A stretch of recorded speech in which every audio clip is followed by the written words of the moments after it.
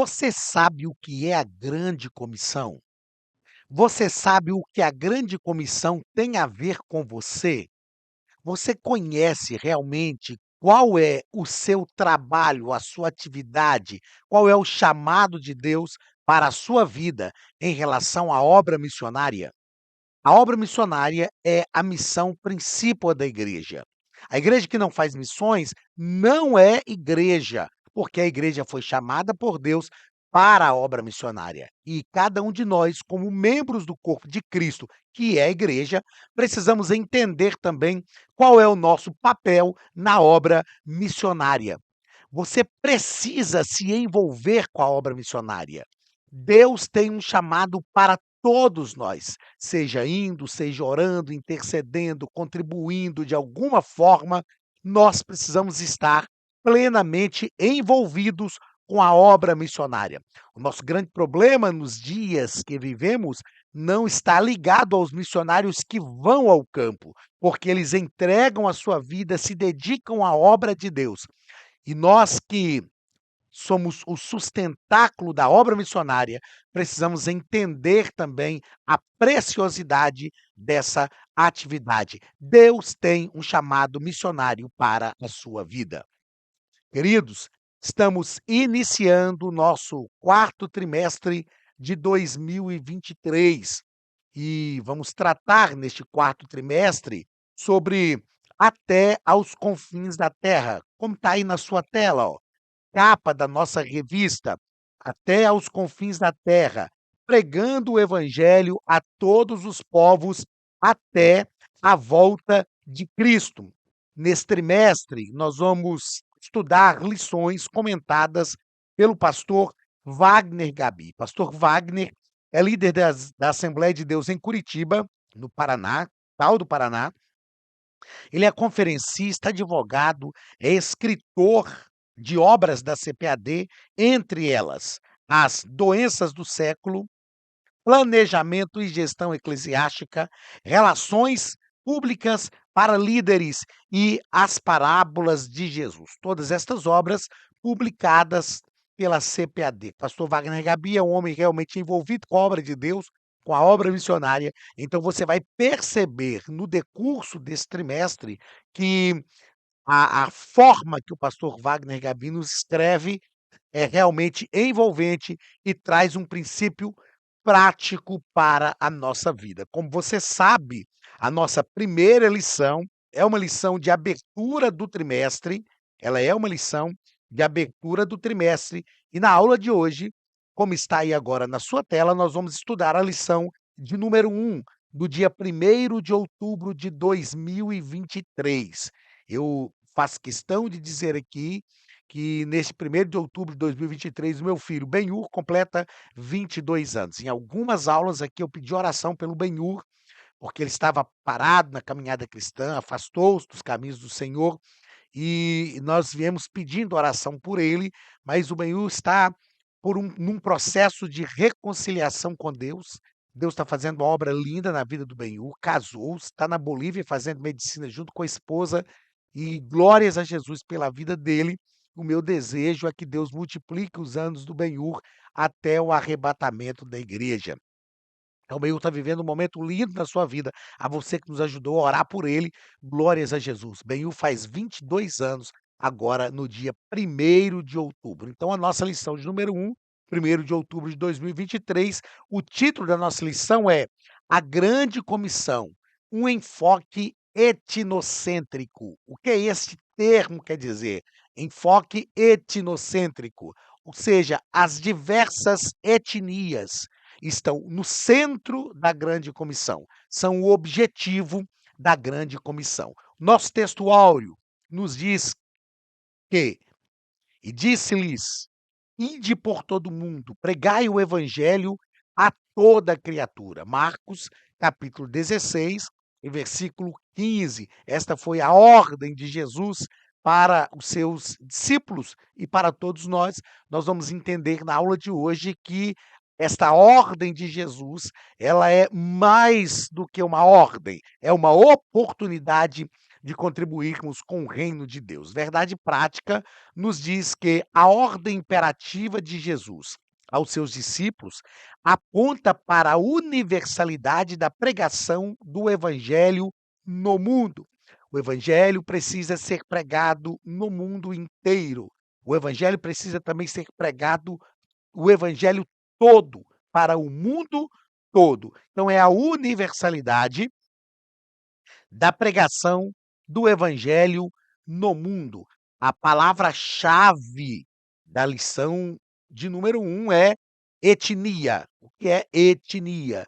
Etnia é o que nos faz entender cada raça, é a diferenciação de povos, de raças, de tribos, de nações, é a separação étnica que existe no mundo. Palavra-chave, etnia. A leitura bíblica em classe está em Mateus capítulo 28, versículos 19 e 20, e Marcos capítulo 16, dos versículos 15 ao versículo 18, que nos diz o seguinte: Portanto, ide, ensinai todas as nações, batizando-as em nome do Pai e do Filho e do Espírito Santo, ensinando-as a guardar todas as coisas que eu vos tenho mandado. E eis que estou convosco todos os dias, até a consumação dos séculos. Amém. E disse-lhes, Marcos capítulo 16, versículo 15, e disse-lhes: Ide por todo o mundo, pregai o evangelho a toda criatura. Quem crer e for batizado será salvo, mas quem não crer será condenado. E esses sinais seguirão aos que crerem.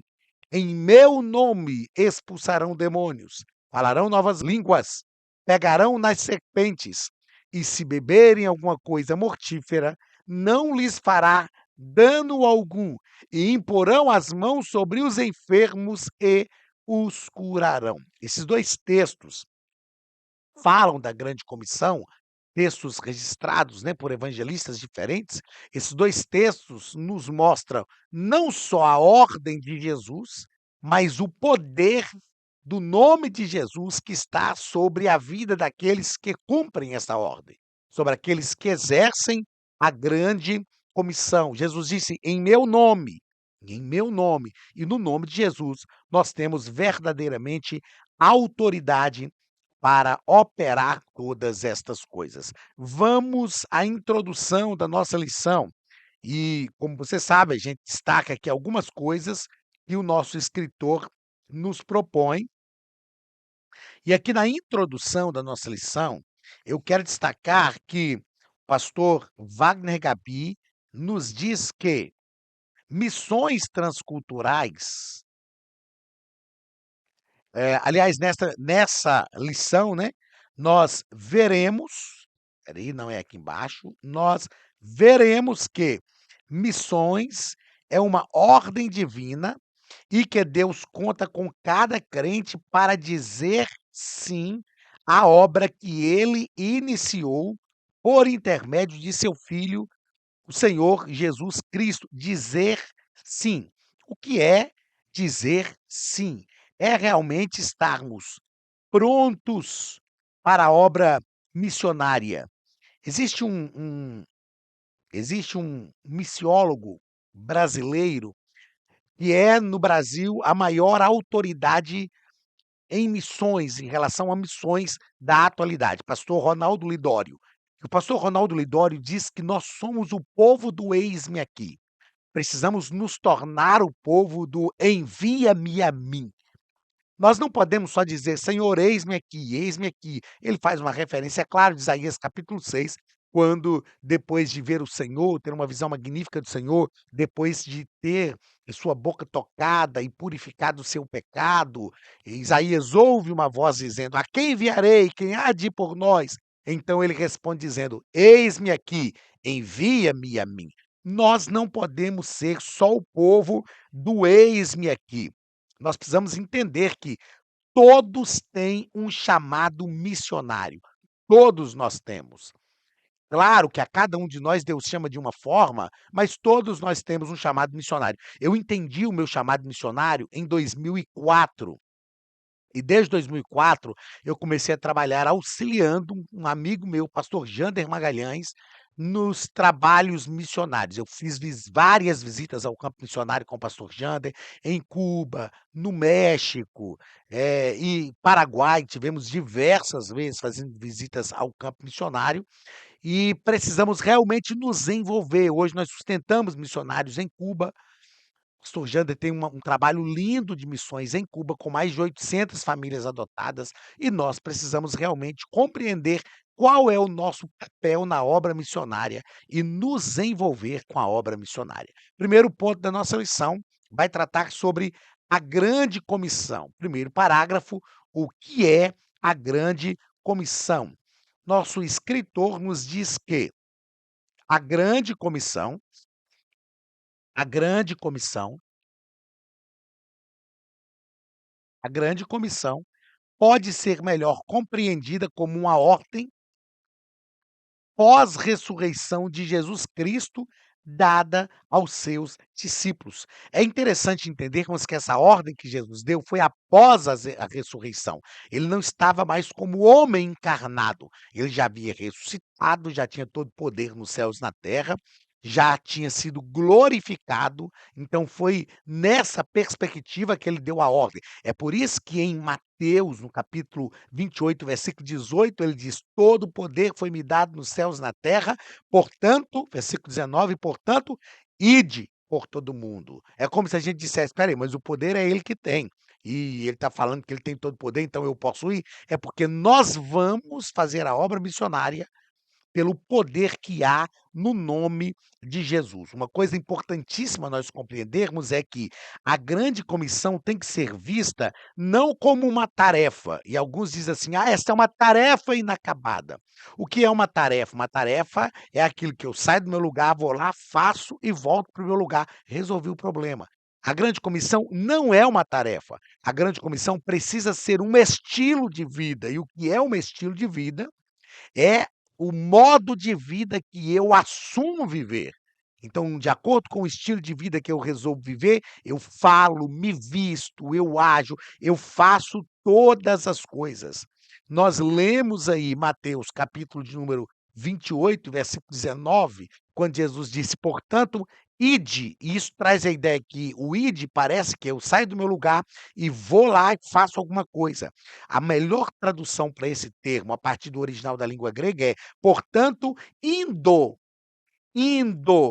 ensinai todas as nações, batizando-as em nome do Pai, do Filho e do Espírito Santo. Portanto, indo, pregai o evangelho a toda criatura". Ou seja, enquanto eu vou, enquanto eu faço qualquer coisa na vida cotidiana, eu aproveito as oportunidades que a vida cotidiana me oferece no trilhar da caminhada, ao longo do caminho, e então eu faço a obra missionária. Ou seja, missões é um estilo de vida. Se você nunca tinha pensado nisso, pense e mude esse conceito. Missões não é uma tarefa inacabada. Missões é um estilo de vida. Quando nós entendemos qual é o nosso papel na obra missionária, nós passamos a agir a partir desse estilo de vida. Segundo parágrafo do primeiro ponto, a questão cultural. Nós estamos estudando nesse primeiro ponto sobre a grande comissão. Primeiro parágrafo, o que é a grande comissão.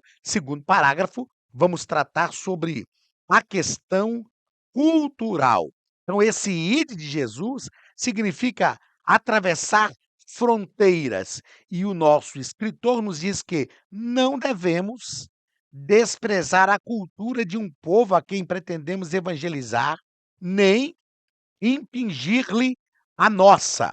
Outra coisa que ele deixa claro para a gente é que a cultura de um povo deve ser avaliada e provada pelas sagradas escrituras. Às vezes eu vejo pessoas dizerem assim: "Ah, mas essa cultura é muito pobre". Não existe cultura pobre. O que é cultura para nós, às vezes não é cultura para outros povos. E nós não podemos criticar essa cultura. Então, é importante entender isso na área missiológica. Nós não podemos desprezar a cultura de um povo. Não podemos tentar aculturar. a algum povo que nós vamos evangelizar. O pior erro que um missionário pode cometer quando vai para uma outra nação é tentar enfiar goela abaixo a sua cultura naquela nação, porque a nossa cultura funciona muito bem no Brasil.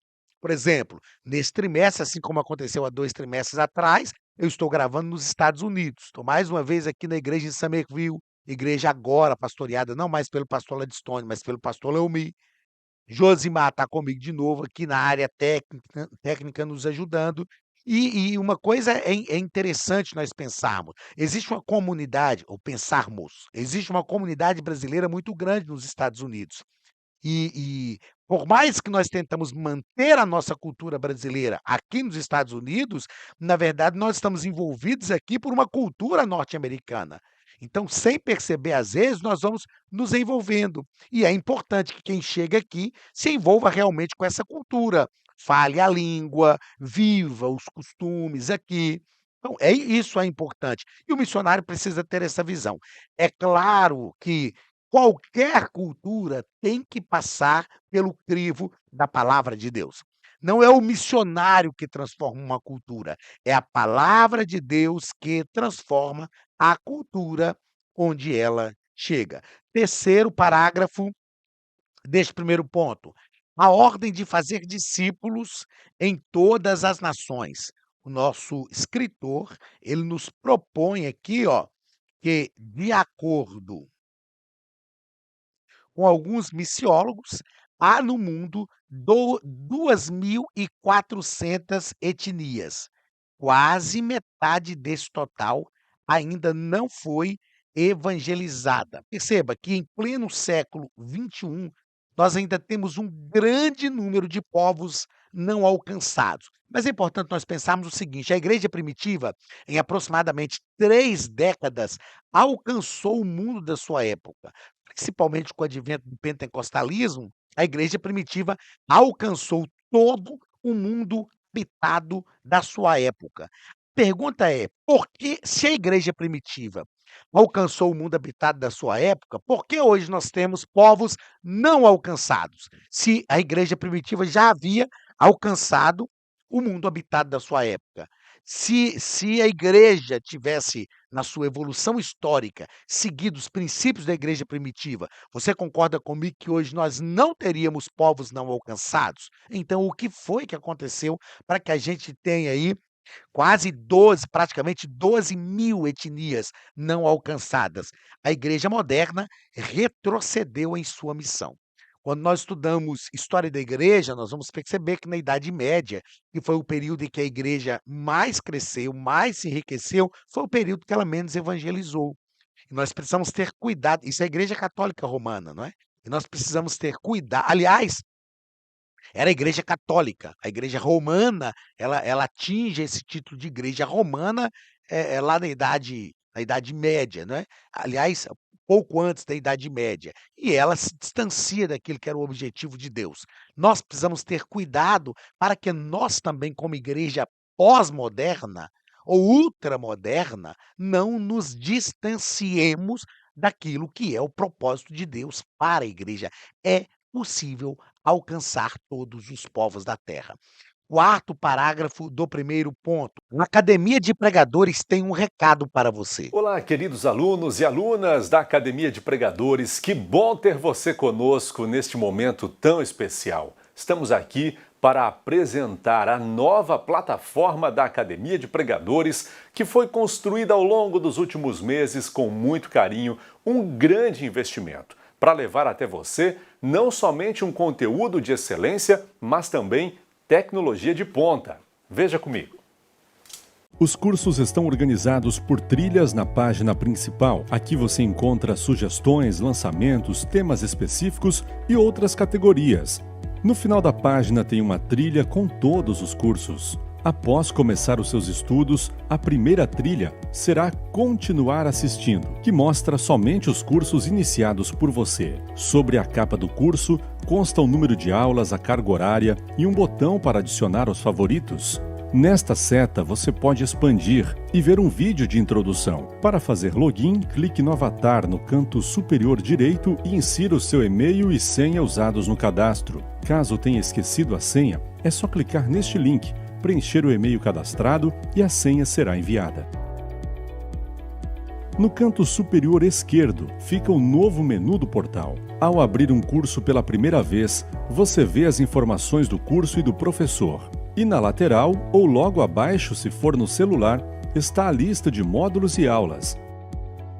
Algumas aulas iniciais podem ser grátis e qualquer pessoa que fizer um cadastro rápido pode assistir. Após se matricular, aqui você vê as aulas concluídas, aulas liberadas ou agendadas. Você pode adicionar os favoritos, dar uma nota ao curso e acompanhar o seu progresso. E se você sair do curso e retornar depois, o sistema vai abrir exatamente a última aula assistida. Se estiver no computador, use esta seta para ampliar a tela. Logo abaixo da videoaula você encontra os links para baixar anexos, como áudio e apostilas. E neste campo em branco, pode fazer as suas anotações enquanto assiste. Depois é só imprimir ou salvar. Quando terminar o curso, clique no botão Emitir meu certificado e ele será gerado automaticamente no mesmo instante e sem custo. Clicando no avatar, você tem acesso ao seu perfil e histórico de pagamento. Em Meus Cartões, pode adicionar um novo cartão de crédito para fazer o pagamento do seu plano. Se você já era nosso aluno e seu cartão não aparece aqui, adicione um cartão na nova plataforma. Então aproveite as novidades e clique em Assine Agora. Escolha um dos planos, venha para a Academia de Pregadores, a maior escola bíblica online do Brasil.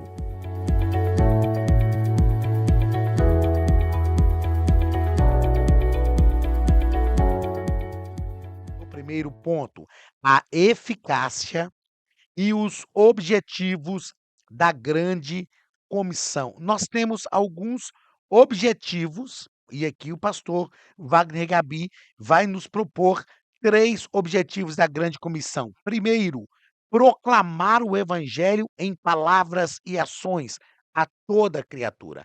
Perceba que é proclamar o evangelho em palavras e ações, não só em palavras, mas em ações.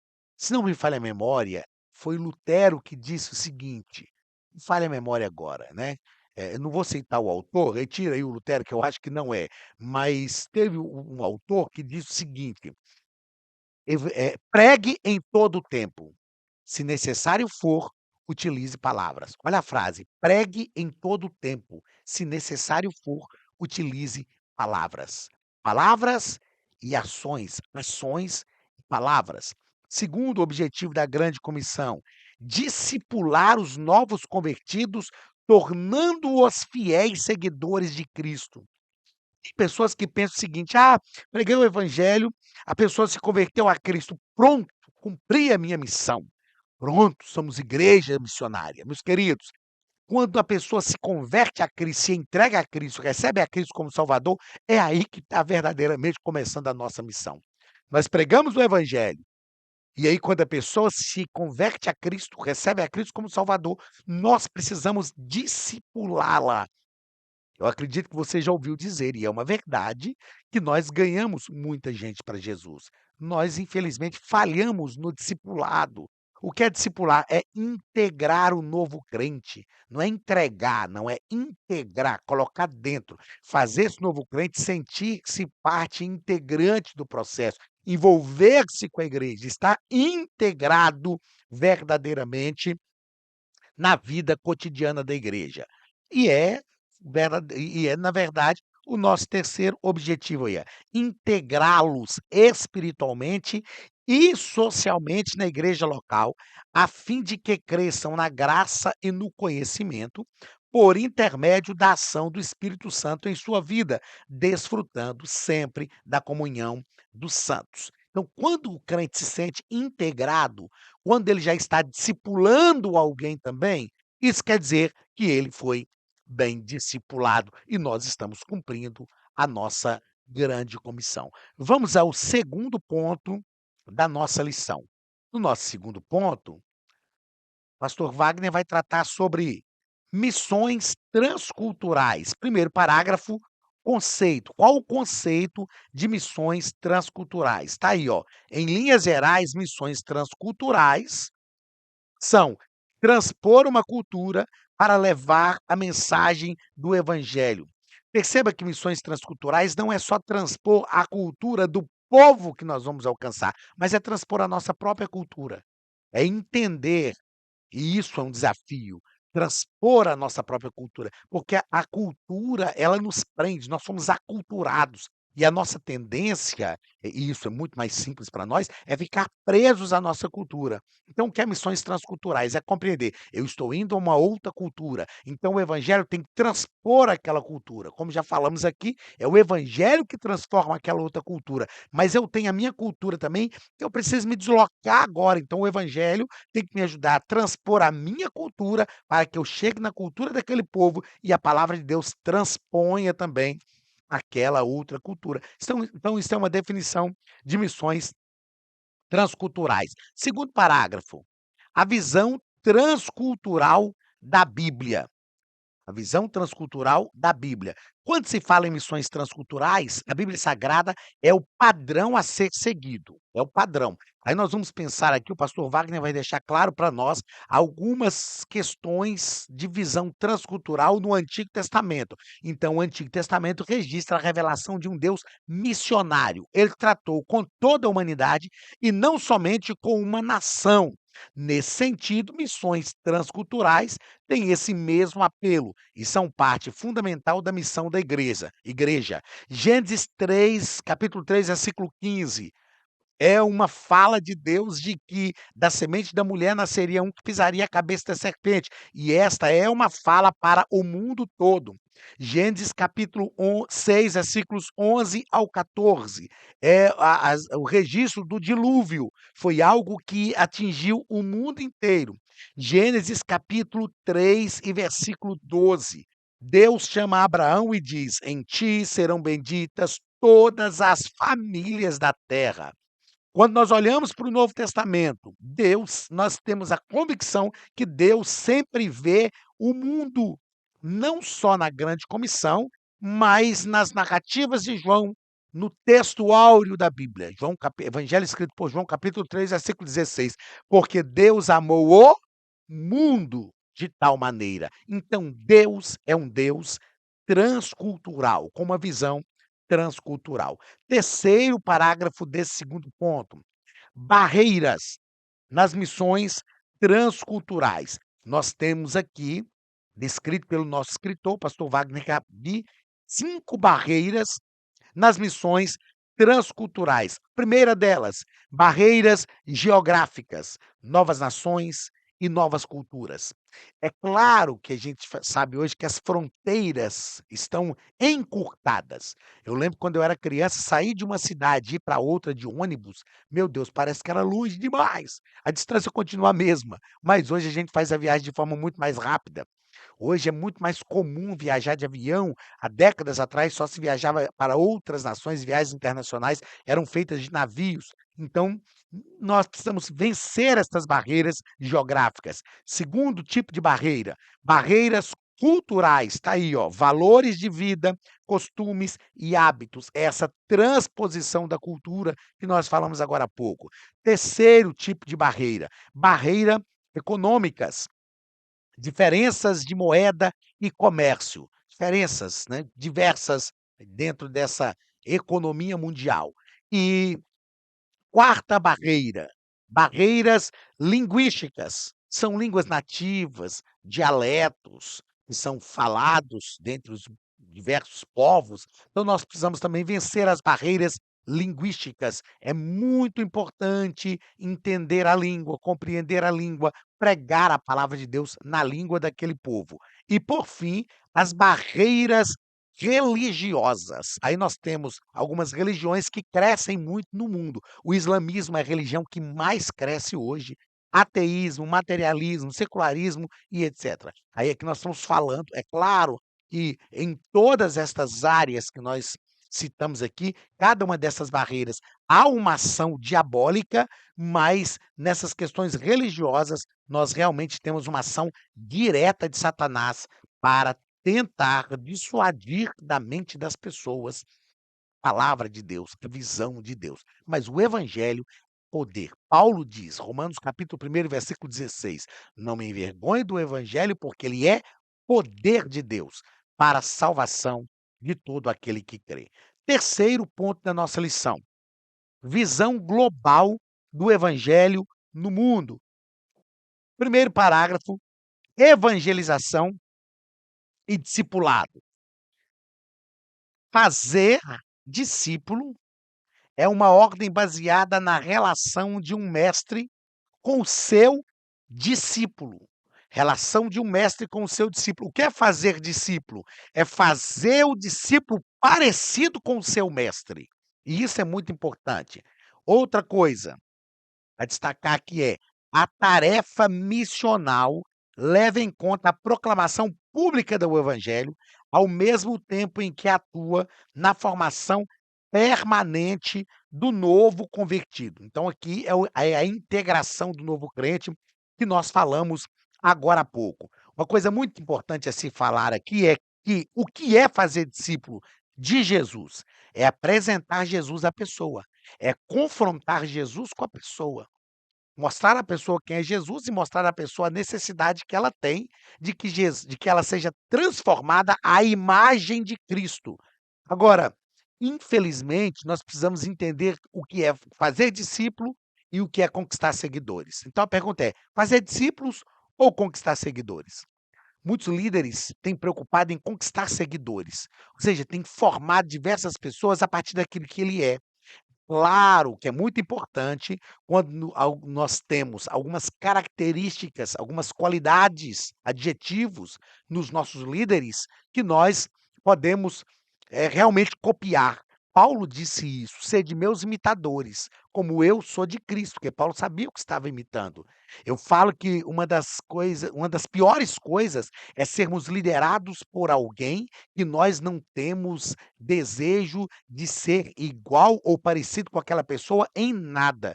Ou seja, ter um líder que não tem que não reflete nada sobre a nossa vida, que nos inspira a querer crescer, a querer alcançar o caminho que ele está trilhando em alguma área da vida, é terrível. Então nós precisamos realmente ser líderes que sejam referenciais para os nossos liderados. Porém, todavia, entretanto, fazer discípulo não é conquistar seguidor. Porque para fazer discípulo eu preciso conhecer Jesus, porque eu vou apresentar Jesus para alguém. Jesus precisa andar comigo, porque aquela pessoa precisa ver Jesus em mim.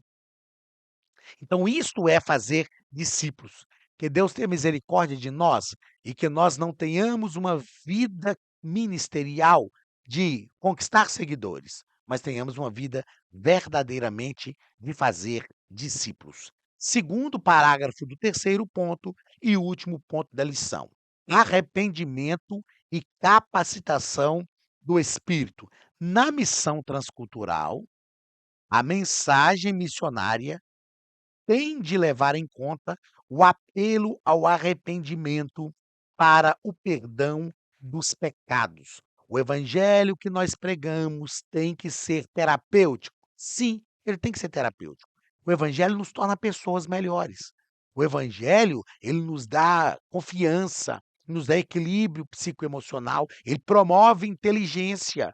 Paulo, em Romanos capítulo 12, diz: "Transformai-vos pela renovação da vossa mente". Então o evangelho trabalha todas as áreas da nossa vida. Porém, o evangelho é a pregação da palavra de Deus a fim de gerar arrependimento nas pessoas. E só o Espírito Santo nos capacita a pregar desta forma. Só o Espírito Santo nos capacita a pregar um evangelho que produza transformação, e só o Espírito Santo, através da pregação do evangelho, pode operar o arrependimento. Só o Espírito Santo é capaz de gerar o arrependimento. A Bíblia diz, Jesus falou aos discípulos, e ele é quem convence o homem do pecado, da justiça e do juízo. Queridos, chegando ao final das nossas aulas, nós vamos fazer algumas considerações que eu julgo ser importantes, como já fizemos alguns trimestres atrás. Então, a primeira consideração importante para a nossa lição de número um é: a grande comissão nós precisamos pensar na grande comissão como estilo de vida. Eu já falei sobre isso aqui e repito, fecho a aula falando sobre isso. A grande comissão não pode ser uma tarefa, ela tem que ser um estilo de vida. Outra consideração importante é que precisamos pensar na grande comissão como uma oportunidade de participar do reino de Deus. Às vezes as pessoas pensam assim: "Ah, não, mas isso aqui é porque eu tenho que fazer essa obra, eu tenho que trabalhar, porque foi uma ordem de Jesus, eu não posso desobedecer. Se eu desobedecer, Jesus vai me matar, Jesus vai acabar comigo". Não, sobretudo, a grande comissão é uma oportunidade de participar do reino, não só de viver o reino, mas de participar do crescimento do reino, sentir-se verdadeiramente parte integrante nesse processo. E em terceiro lugar, terceira consideração que eu julgo ser importante é que a grande precisamos pensar a grande comissão como uma prova de que verdadeiramente somos salvos. Aquele que realmente é salvo, aquele que a salvação realmente já foi operacionalizada na sua vida, ele deseja pregar o evangelho a outras pessoas. A gente vê alguns exemplos na Bíblia, mas sobretudo João 4, a mulher samaritana. Quando ela percebeu quem Jesus era, ela deixou o cântaro junto à fonte, saiu correndo pela cidade dizendo: "Eu encontrei um homem que contou toda a minha vida". Não é esse o Cristo que nós estávamos esperando? E as pessoas foram até Jesus por causa da pregação daquela mulher. E depois essas pessoas disseram àquela mulher: "Nós cremos por causa do que você nos falou, mas agora nós estamos crendo porque nós temos visto e ouvido".